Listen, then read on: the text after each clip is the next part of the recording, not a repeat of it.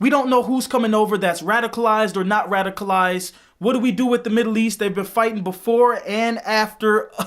What do we do with them? Nuke them all. Let God sort them out.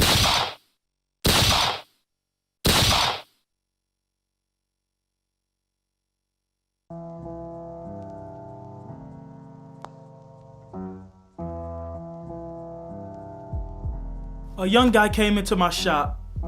He an Iraqi. He's about 25 years old. Him and his wife, his family had been over here for a generation and a half, and they fully Americanized, Catholics, involved in the community and the whole 9 yards.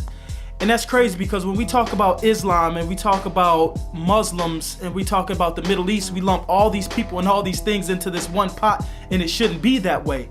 But when we talk about Islam-Aphobia, it might look like this, it might sound like this. We don't know who's coming over that's radicalized or not radicalized. What do we do with the Middle East? They've been fighting before and after. What do we do with them?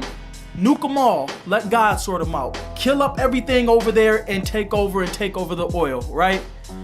Not so. What I'm not gonna allow us to do at this point is to forget that when we were going over there, our soldiers, to fight in these places and for some of these places and for our own personal reasons, obviously, we can't forget about the soldiers and the militants from those areas who linked up and partnered with our soldiers and were trained by our soldiers who did not want that radicalized style of life, who wanted a regular life, a normal life, who wanted to enjoy themselves the way they had.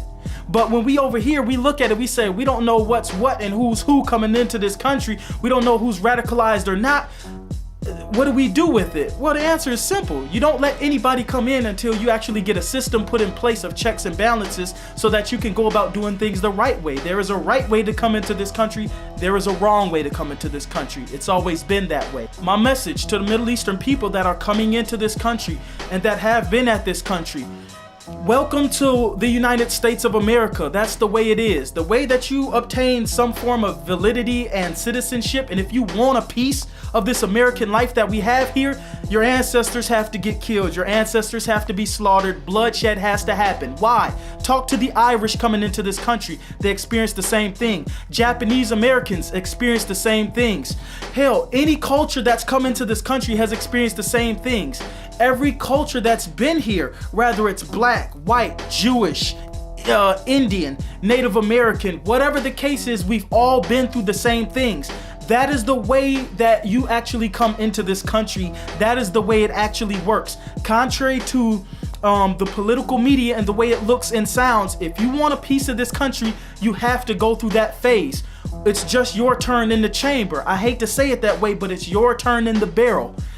My ancestors already been through it. You can talk to white people. Their ancestors been through it in a large degree, contrary to popular belief. This is the way that it is. I didn't make the rules. I didn't set the game up. It's just the way it's played.